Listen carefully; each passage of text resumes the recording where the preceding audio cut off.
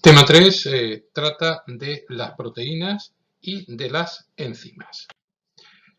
Siempre que empezamos un tema, pues empezamos intentando definir qué es una proteína, conceptuar qué es una proteína. Podemos definir una proteína como una biomolécula orgánica, es el tercer principio inmediato orgánico que vamos a estudiar. Hemos estudiado los glúcidos y hemos estudiado los lípidos.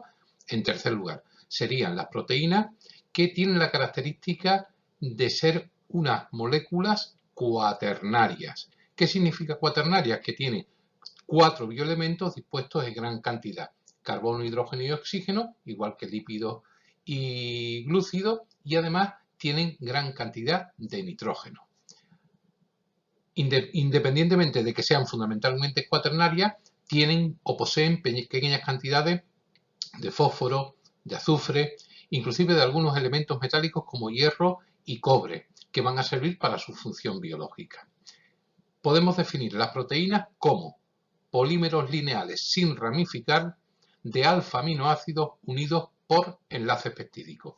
La definición está muy clarita, está puesta en rojo en la diapositiva y es la que tenéis que poner como se os pregunte. ¿Qué es una proteína? Biomolécula orgánica cuaternaria definida como polímero lineal sin ramificar de alfa-aminoácidos unidos por enlaces peptídicos.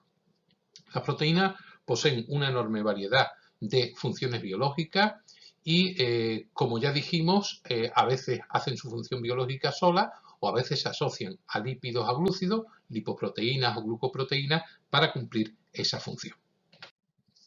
¿Cómo podemos clasificar las proteínas? Bueno, pues las vamos a clasificar de una manera muy simple, que es atendiendo al número de monómeros, que se llaman aminoácidos, que lo constituyen. Así nos podemos encontrar unas proteínas muy pequeñitas, le vamos a llamar péptidos, que tienen de 2 a 100 aminoácidos como máximo, aproximadamente, porque estamos en biología y no en matemáticas. Las proteínas de 2 aminoácidos se llaman dipéptidos. Si tienen 3 aminoácidos, tripéptidos. Si tienen entre 8, 10, 12 aminoácidos, se van a llamar oligopéptidos, y polipéptidos hasta los 100. Todos en su conjunto reciben el nombre de péptidos. Cuando nos encontramos con proteínas más complejas, con proteínas más numerosas, con más de 100 aminoácidos, pues hablamos propiamente de proteínas. Dos tipos de proteínas: las homoproteínas, que son aquellas que están compuestas exclusivamente por aminoácidos, por eso reciben el nombre también de proteínas simples, homoproteínas o proteínas simples, y como os podéis imaginar, las heteroproteínas o conjugadas, que son aquellas que tienen una parte compuesta por los menómeros, por los aminoácidos, que se recibe el nombre de apoproteína, y otra parte que no es proteica, que no es de naturaleza proteica y recibe el nombre de grupo prostético. Luego, la clasificación de las proteínas, muy simple: péptidos de 2 a 100 aminoácidos, proteínas más de 100, y dentro de las proteínas, homo y heteroproteínas. ¿Cuál es la importancia biológica de las proteínas? Pues podéis imaginar que son bastante importantes para la vida de los seres vivos. En primer lugar, son importantes desde el punto de vista cuantitativo. Son las moléculas orgánicas más abundantes en el peso en seco de la célula. Es decir, que si quito el agua, que era lo más abundante, casi la mitad del resto que queda de materia orgánica están constituidos fundamentalmente por proteínas. Fijaros en el esquema que os tengo puesto aquí al lado, que es la estructura, el componente molecular de una bacteria, que es la Escherichia coli. Bueno, pues veis que el porcentaje total de las células del peso es agua, pero en segundo lugar estarían las proteínas con un 15%.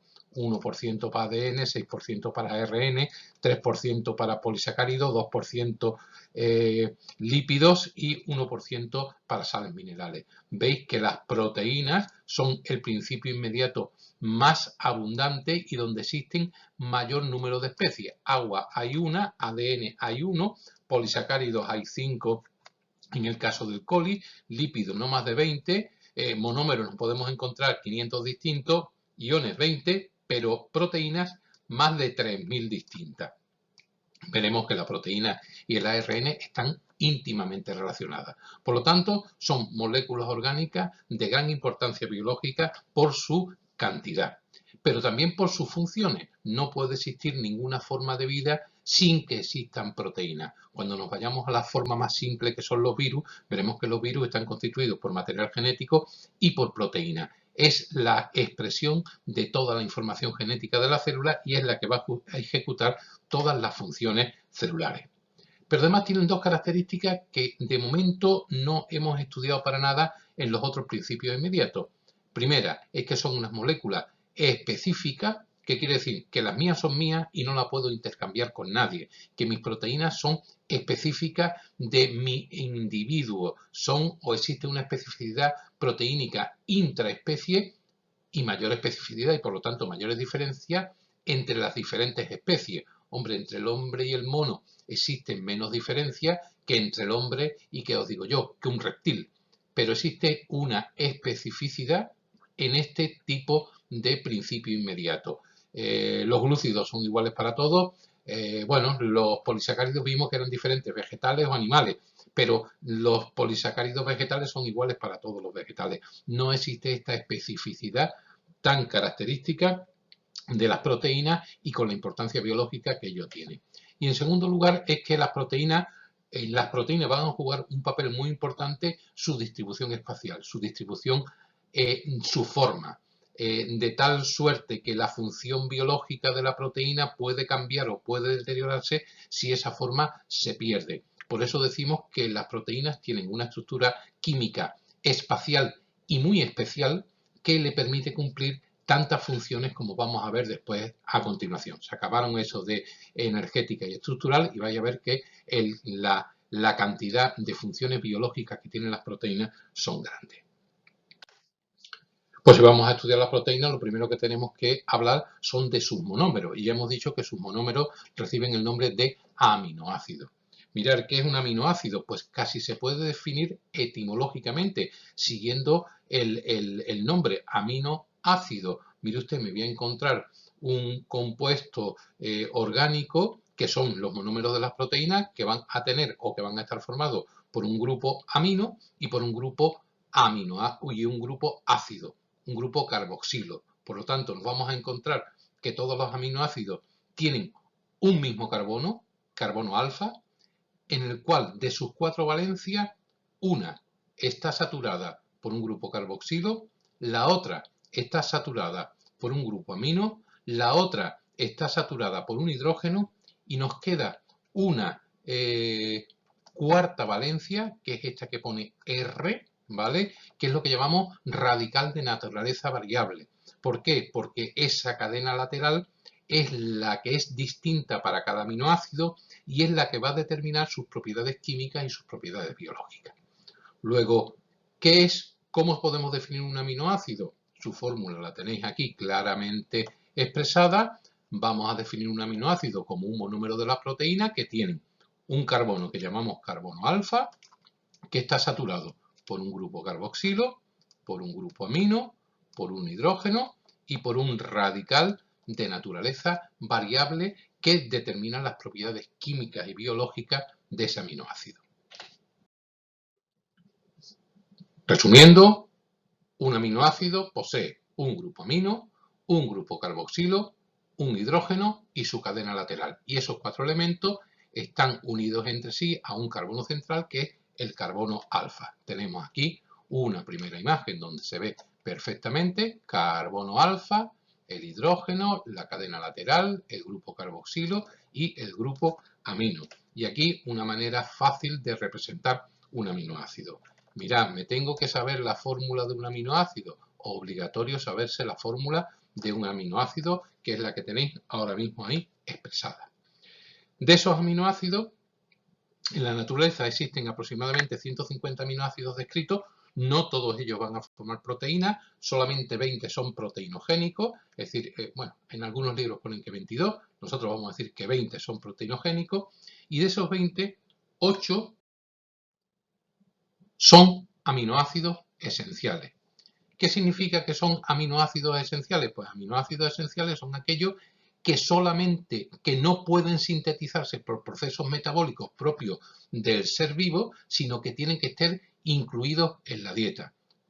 Y cada conjunto de aminoácidos esenciales es diferente dependiendo de la especie biológica que estemos estudiando.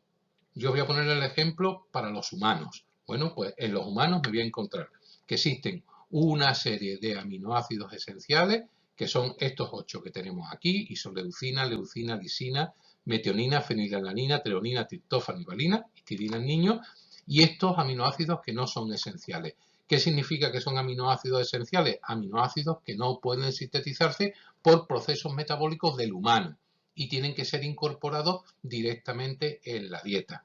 Cuidado con las dietas de veganos que pueden tener carencia en estos aminoácidos. Y existen después otros aminoácidos que, aunque no sean esenciales, también son importantes, como la cisteína, que se extrae del cabello humano y se usa para mejorar sabores como colorante o espesante el E920, el ácido glutámico, la leucina o la tirosina, que tienen otras funciones biológicas.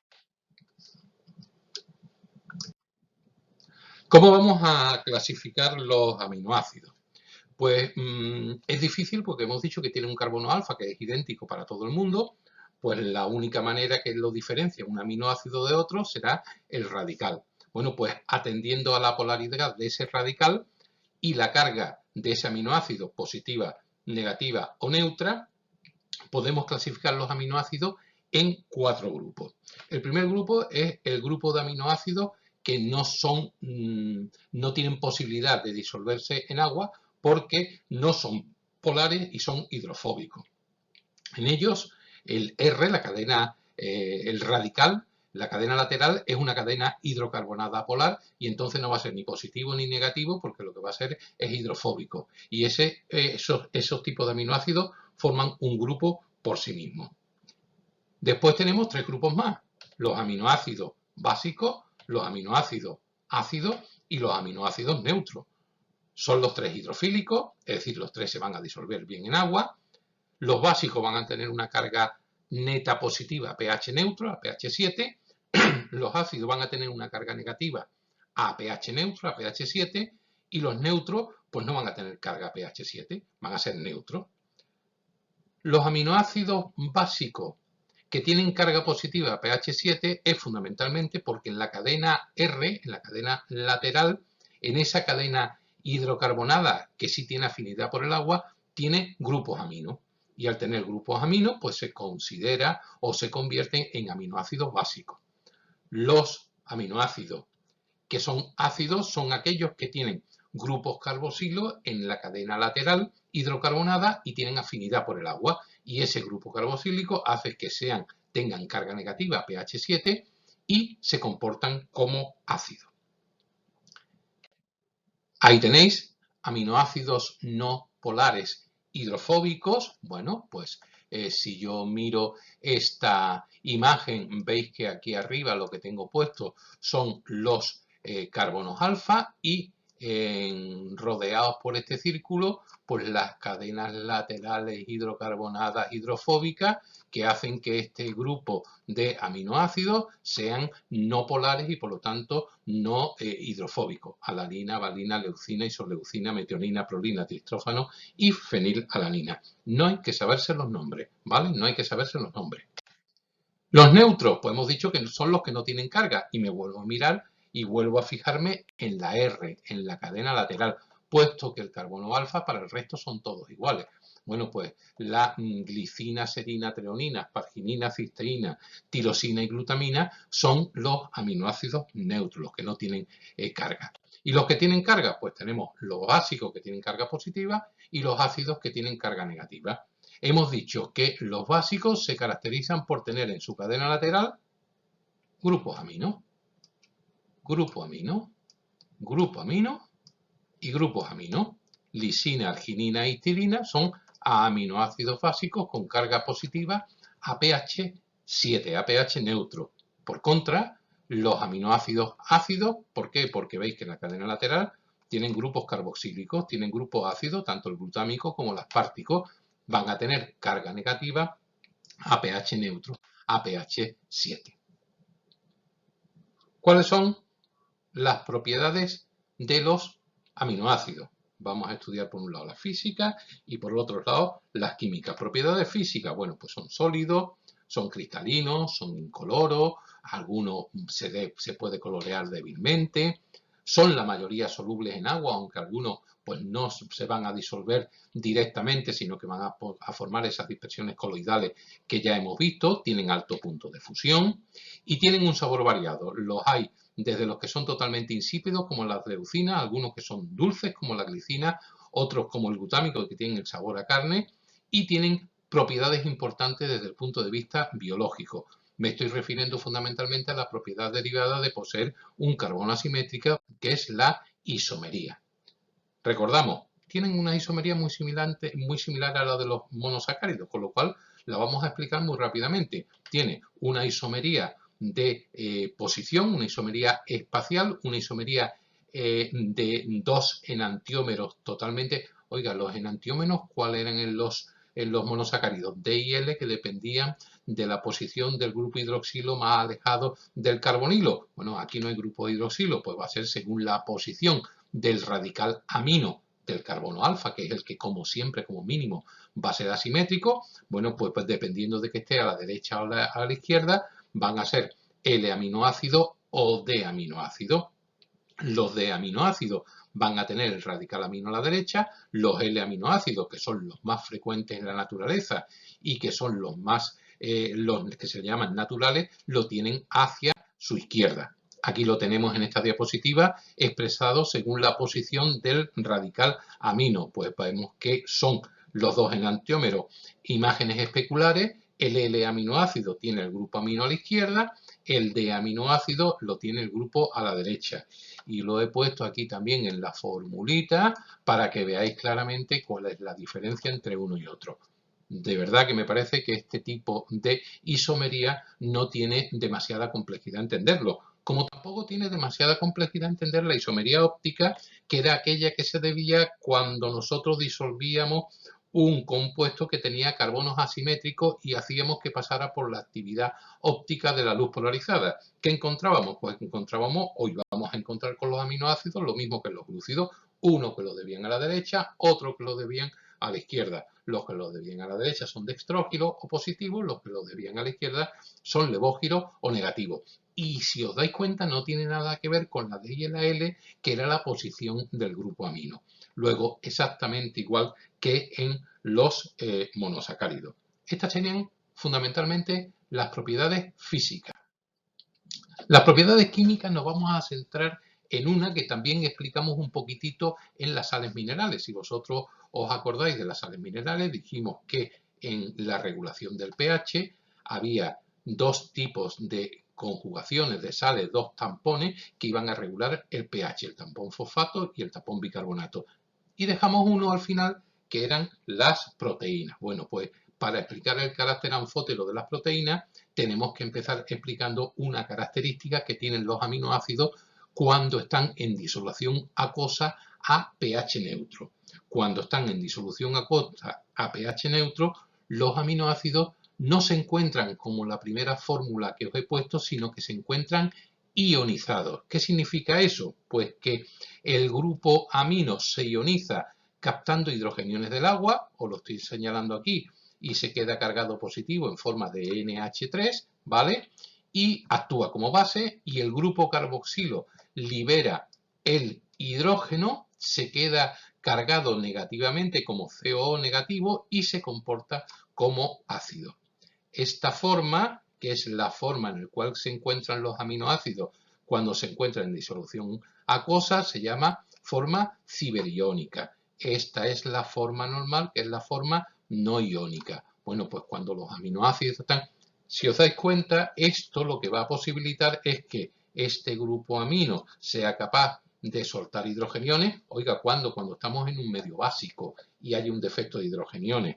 O cuando hay un medio muy ácido, el grupo carboxílico, va a ser capaz de captar esos hidrogeniones. Ahí viene el carácter anfótero de los aminoácidos, porque se comporta como un dipolo y puede cargarse positiva o negativamente a la vez dependiendo del medio.